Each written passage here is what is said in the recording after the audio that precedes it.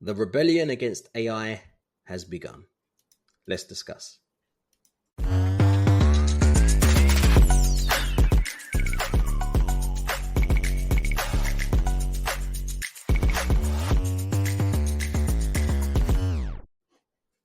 Welcome to the In a Nutshell podcast with myself, Andrew Miles Davis, and my co-host, Chris Branch. This is the daily 10-minute podcast where we take out all of the techie talk around generative AI and focus on what the everyday person, content creator, and marketer wants to hear. Now, we've only got 10 minutes, so we can only focus on one subject. And today we're going to talk about the rebellion. And when we say the rebellion, it's brands and even individuals and content creators that are going against AI. And the reason why we want to talk about it is because something happened last week by a CEO of a company, but we'll go into more detail shortly, basically stating that he is not interested, his company is not going to go down the AI route. And it reminds me of Dove. Dove came out a few months ago, actually, talking about that they're about the natural woman. Their brand values is about the natural woman. So using AI-generated images is completely against it, so we will not use AI. Now, we're going to discuss this because I guess one of the main questions will be, what is AI? You know, where's the line? Is it we're not going to use AI ... to create images? Or is it we're not going to use AI, which means that, like, will you use ChatGPT? Because that's AI. AI soon will just be embedded in everything we do. So will all of these brands soon have egg on their face? So Chris, do you want to go into a bit more detail about the brand or the CEO who recently stated that he's not going to use it for any of his products? Yeah, so it's a very popular design tool called Procreate, and it's gained a lot of traction in the last few years from designers doing animations. Essentially, it's specifically for motion design. So it's been on our radar for a little while because we offer that as a service at the agency.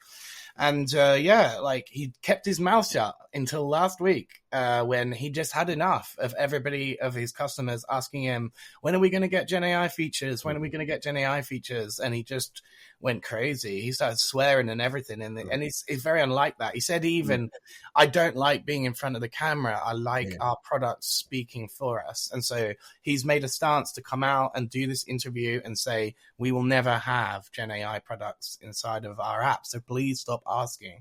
Now, lots of people have been having their, 2 cents on this story. Like, either that's their blockbuster moment or it's really good because this is what Adobe should have done in order to, sort of protect their artists and stuff like this. And there's a very split, kind of like American politics right now. It's so subverting. You're either for or against what he said. There's no middle ground. And actually, I am in the middle. I am totally that person that just it sits on the fence with. I both agree and think it's stupid what he said. Yeah. It's almost like I see his point, but is he fighting a losing battle here? Yeah. It kind of goes into when he says AI, going back to what I said before, is it AI image generation? Is it using AI to, let's say, manipulate an image? Which is interesting because that's essentially what an image editor does. What his whole business is about is essentially manipulating images. And I don't necessarily mean manipulating in a negative way. It's changing an image or making the image look better than what it originally is, or creating something. Yeah. So that's essentially, it's almost like saying we don't want to go to that next level. We actually believe that a real creator is this. Like across so many creatives, like the DJ, I still know a lot of DJs that they will say DJing is 2 1210 Technic 1210s, the record, some really good needles and a mixer. That's a real DJ, and make beat matching or even scratching. All this new type of technology. You're not really a DJ, and it seems to be that's kind of like he's gone down that route.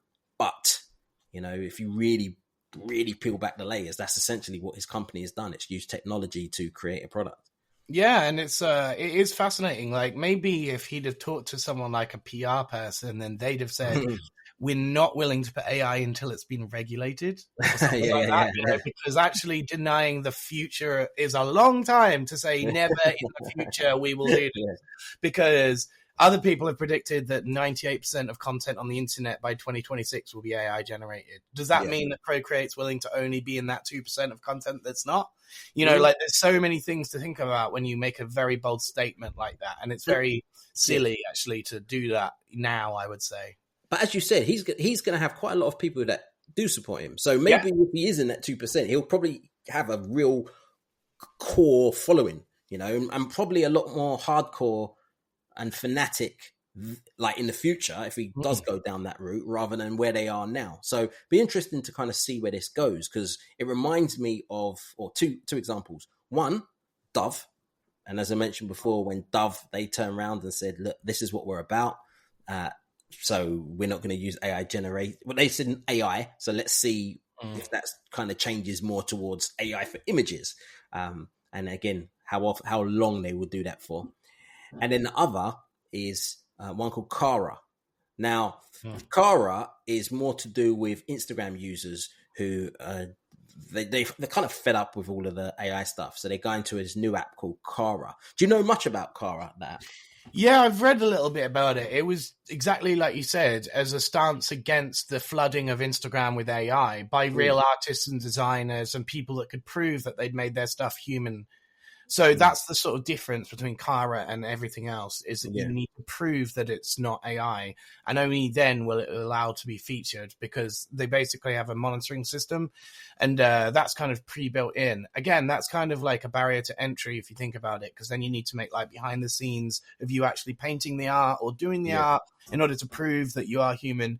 But just going back to something quickly, the Procreate guy, I think he said another silly thing. He said, we only ever want human-based creativity. That's a really silly move, because AI right now is not making anything. These are still humans doing AI workflows, you know? Like, that's to say that everything that's made with Midjourney and Runway and everything else doesn't involve a human, which is just fundamentally not true.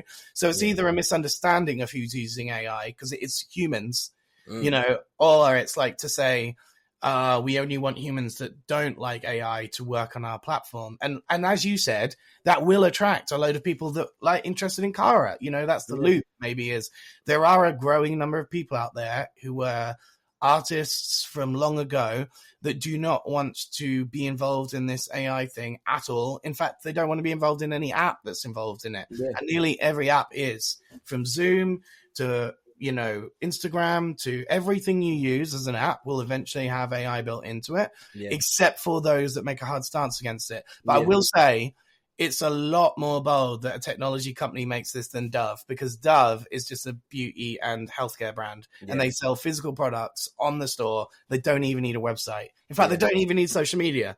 They pulled out social media altogether, right? How is a technology company not going to exist without a website or a social media presence? There's no possibility.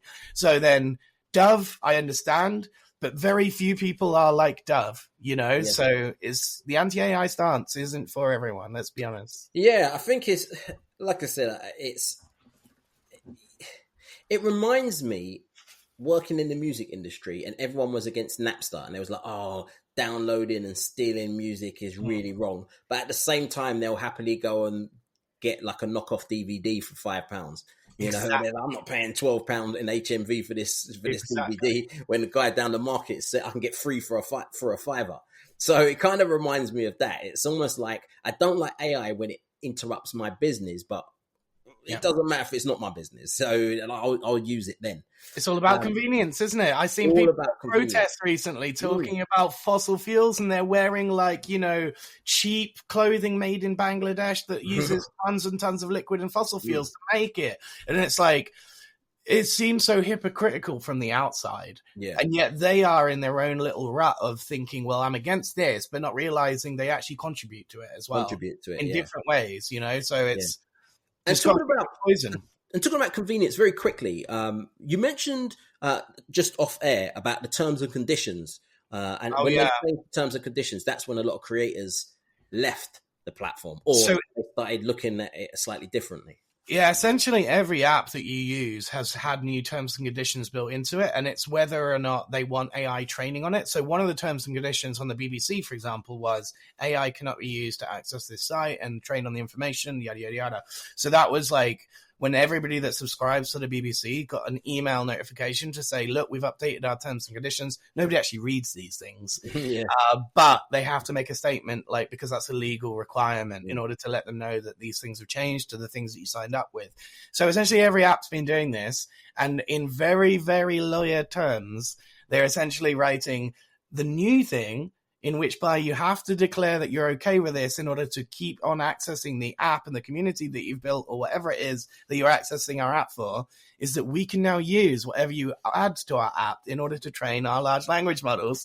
And many people are going, no, I was okay with using it before that, but I'm not okay anymore. But what's happened then is that people haven't had a choice about whether to download their information, take their stuff out. Actually, you just cannot access the app unless you agree to that.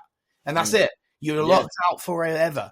And then you choose to move away, or you choose that you're okay with that. And they're the only, it's a fork in the road with a lot of brands right now. They're going, right, we're going to make them make this decision. And we don't care if we lose 10% of our customers, because the 90% that stay will be much more profitable to us if they stay. Yeah. So in a nutshell, it looks like the rebellion has begun, but how long will it last? And will it be impossible to stay away from AI?